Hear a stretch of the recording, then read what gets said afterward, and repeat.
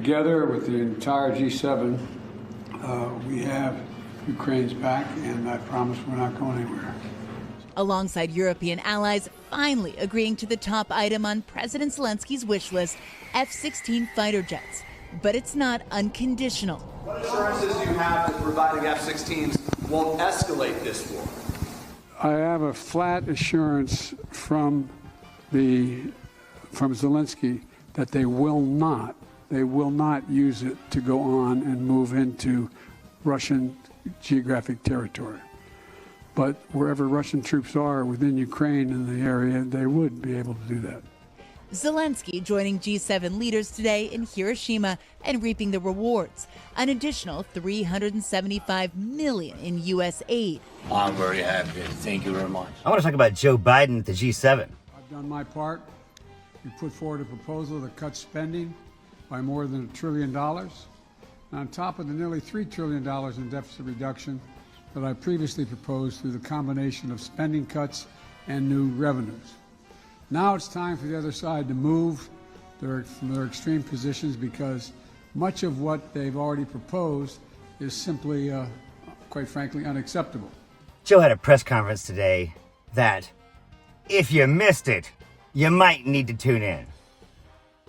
And just try to imagine, as you watch it, how Trump would have handled it.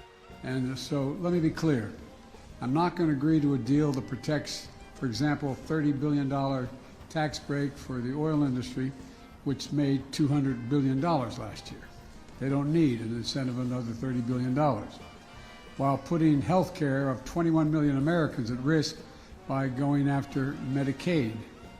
I'm not going to agree to a deal that protects $200 billion in excess payments for pharmaceutical industries and refusing to count that, while cutting over 100,000 school teachers and assistance jobs, 30,000 law enforcement officers jobs cut. There's a reason he's my president. I'm not going to agree to a deal that protects wealthy tax sheets and crypto traders while putting food assistance at risk for nearly 1 million Americans. It's time for Republicans to accept that there is no bipartisan deal to be made solely on their partisan terms. They have to move as well. All 4 congressional leaders agree with me that default is not, let me say it again, default is not an option. The nuances of geopolitical politics was never really Trump's strong suit. The people to be happy. They're great people. And I do think sure there'll be protests, because there are always protests, but I think there were protests the night of the election both ways. So, you know, we had a great night. Protests, there might be protests, but I believe that the people in the UK, Scotland, Ireland, as you know, I have property in Ireland, property all over. I think that those people, they like me. But that's not the point of this video. Being in this city and visiting the memorial on Friday was a powerful reminder of the devastating reality of nuclear war and our shared responsibility to never cease our efforts to build for peace. And together with the leaders of the G7, we have reiterated our commitment to continue to work toward a world free from the threat of nuclear weapons. The United States will therefore suspend its obligations under the INF Treaty effective February 2nd. And yesterday I announced that the United States plans to contribute another $250 million to the pandemic fund at the World Bank to make sure the world is better prepared to prevent, detect, and respond to future pandemics. We will be today terminating our relationship with the World Health Organization. Taking steps to diversify our supply chains, and we're not dependent on any one country for necessary product. It means resisting economic coercion together and countering harmful practices that hurt our workers. It means protecting a narrow set of advanced technologies critical for our national security. And those elements are all agreed on by the G7. Finally, joined here in Hiroshima by President Zelensky, and the G7 reaffirmed our shared and unwavering, let me say it again, our shared and unwavering commitment to stand with the brave people of Ukraine as they defend themselves against Russia's brutal war of aggression and the war crimes being committed. Together with our partner countries, we reiterated the need for a just peace that respects Ukraine's sovereignty and territorial integrity, both core principles of the UN Charter. And the pathetic, whiny machine coming out of McCarthy's house party is just getting ridiculous. Russia started this war, and Russia could end it today by withdrawing its troops from Ukraine, internationally recognized borders, and ceasing its assault. Until then, Ukraine's ability to defend itself is essential to being able to end this war permanently and through diplomacy. You know, and this morning, I once more shared and assured President Zelensky, together with all G7 members and our allies and partners around the world, that we will not waver. Putin will not break our resolve as he thought he could 2 years ago, almost 3 years ago. We're going to continue to provide economic, humanitarian, and security assistance to Ukraine so it can stand strong as long as it needs it. And today, the United States announced our latest tranche of artillery, ammunition, anti-tank weapons, and bridging equipment to help Ukraine succeed in the battlefield. And fourth-generation fighter aircraft, including F-16s, to strengthen Ukraine's Air Force as part of a long-term commitment to Ukraine's ability to defend itself. You spoke a moment ago about what you won't do in terms of your negotiations with Republicans, but I'm interested in what you've signaled you already might do. Budgets come from the House. Joe gave him his budget. They've given him nothing because they've got nothing. In particular, by conceding in these negotiations to some form of a cap or freezing spending, are you concerned that Mr. McCarthy has already forced you into accepting a policy position that could tip this economy into a recession? No, I don't believe that's the case at all. As a matter of fact, I think that we can reach an agreement. As I've told you, and you may be aware, you've seen it, we have provided for a proposal that would cut $1 trillion off the baseline spent from the year before by just agreeing to deal with what was initially offered. McCarthy can't get anything passed. If he tries, they'll take away his speakership. So here we are. What I've been arguing from the beginning is a need to consider the tax structure as well as cutting spending. I'm willing to cut spending, and I propose cuts in spending of over $1 trillion. But I believe we have to also look at the tax revenues.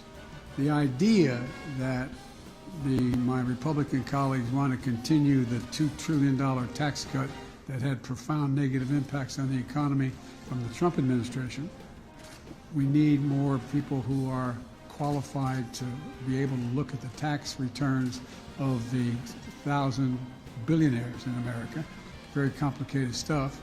It's estimated that if we had the appropriate number of tax personnel, that we would save somewhere between, we would generate somewhere between $200 billion and $400 billion in tax revenue. There's a reason we need Joe Biden as president. Today was one of those days. For example, I was able to balance the budget and pass everything from the global warming bill. Anyway, I was able to cut by $1.7 billion in the first 2 years the deficit that we were accumulating. And because I was able to say to it that the 55 corporations in America that made $400 billion, or $400 billion, that they pay zero in tax, zero. And so we said you got to pay a minimum of 15% taxes.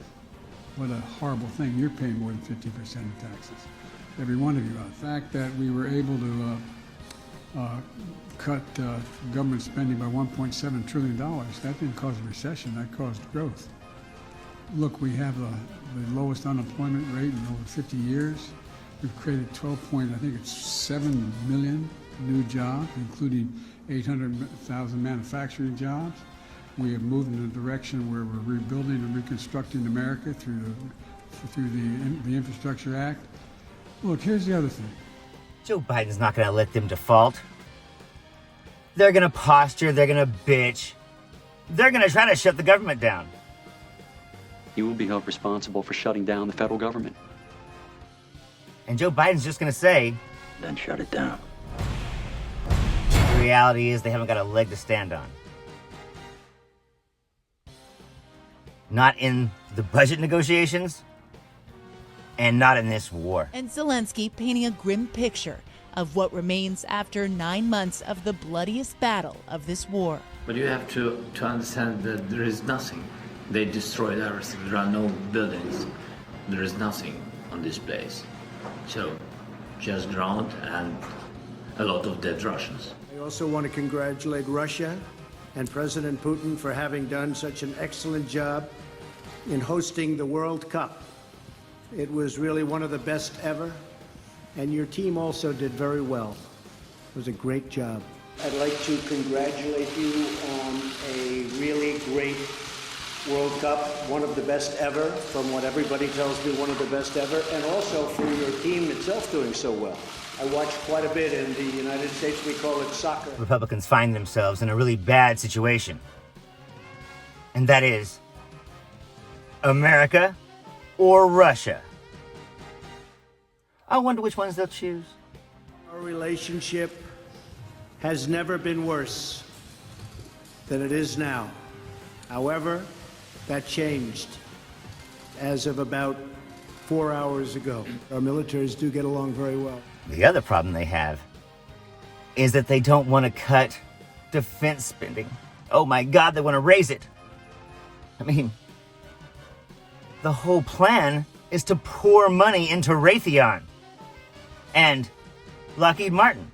Thank you, Mr. President. You just said, I'm willing to cut spending. Speaker McCarthy says that the U.S. government needs to spend less next year than they did this year. So will you agree to that? If you want to get the number you wanted from freezing the budget at 2023 plus the additions you added, then that means you're going to go from 22%, you're going to end up cutting 30% or 35% discretionary budget. For example, if you calculate what they're talking about, they're going to lose 100,000 teachers and assistants. They're going to lose thousands of police officers across the board. I mean, just calculate what it means if you take all discretionary spending and you make no distinctions other than what the percentage number of the cut is. And some of it makes absolutely no sense at all. So, what are they going to do? There's been very little discussion, and they all know what's going on, about whether or not we're going to default on debt. Number two. Number three, I can't guarantee that they wouldn't force a default by doing something outrageous. I can't guarantee that. Number four, I'm looking at the 14th Amendment as to whether or not we have the authority. I think we have the authority. The question is, could it be done and invoked in time that it would not be appealed and as a consequence past the date in question and still default on the debt? That's a question that I think is unresolved. They're gonna raise it. Period. We will not default. That's what all, including Kevin McCarthy, said. We will not default. And so I'm assuming that we mean what we say, and we'll figure out a way to not have to default.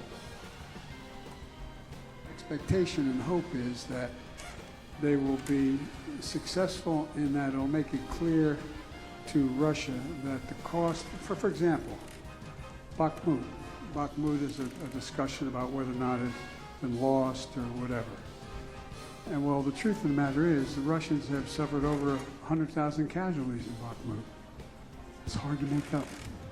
It's hard to make up. I think that the United States has been foolish. I think we've all been foolish. There was no collusion at all. It came out as a reason why the Democrats lost an election. There was no collusion. I didn't know the president. What happened to Hillary Clinton's emails? 33,000 emails, gone, just gone. I think in Russia they wouldn't be gone so easily. Always gotta have a war somewhere. Oh shit, it's against Russia? Oh God, what are we gonna do? What are we gonna do? So whether or not there are troops in Bakhmut occupying, there's not many buildings left standing in Bakhmut. It's a pretty devastated city. but they have been able to move in a direction that they've been able to lock down an awful lot of the Russian forces, including the Wagner Group. Kevin McCarthy's gonna hold that line. Much like Putin is gonna hold that line. Much like Trump, gonna hold that line, by golly. President Putin was extremely strong and powerful in his denial today. He just said it's not Russia. I will say this, I don't see any reason why it would be. I'm sure we'll be meeting again in the future, often. Get Trump a glass of water, cause he thirsty. Joe has always held the line. He's been doing it for a long time. It's pretty goddamn old. I don't know if you heard. We used to respect our elders. But then we met Donald Trump. Right, I keep forgetting that. Oh well. Trump blamed the U.S. for Russian aggression, attacked the FBI in the special counsel's investigation, took Putin's side on election meddling, attacked Democrats and Hillary Clinton with Putin standing next to him, and said Putin was strong and powerful. Can you imagine what their private meeting was like? I'm worried he let Putin annex one of the 50 states. Here's an electoral map. Pick one of the blue ones. This is a real president, and Republicans are going to do whatever they can. Any schemes, crookedness, stealing of the election, my God, it's always been them. They'll do anything they can to get their dictator back in power, and they'll never, ever give it up again. I have groups that are wondering why the FBI never took the server. Why haven't they taken the server? Where is the server? I want to know, where is the server and what is the server saying? But I really do want to see the server. I really believe that this will probably go on for a while, but I don't think it can go on without finding out what happened to the server. The problem Republicans have, much like Putin's problem, is that their little bullshit battles just aren't going well. Russia, if you're listening, I hope you're able to find the 30,000 emails that are missing. Remember when everyone was like, Russia's not actually listening, right?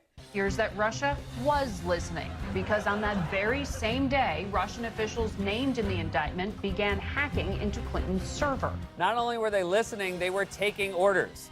Everyone acted like it was a joke, but Trump acted like he was at a drive-thru. Yeah, can I get 30,000 missing emails, illegal dirt on my opponent, and as many Big Macs as you can fit in this giant white hat? And now, the Russian people know how bad this war is going. And the American people know how bad Republicans have gone. Down a fucking rabbit hole. I'm Zachariah, Lone Star Liberal. Y'all take it easy.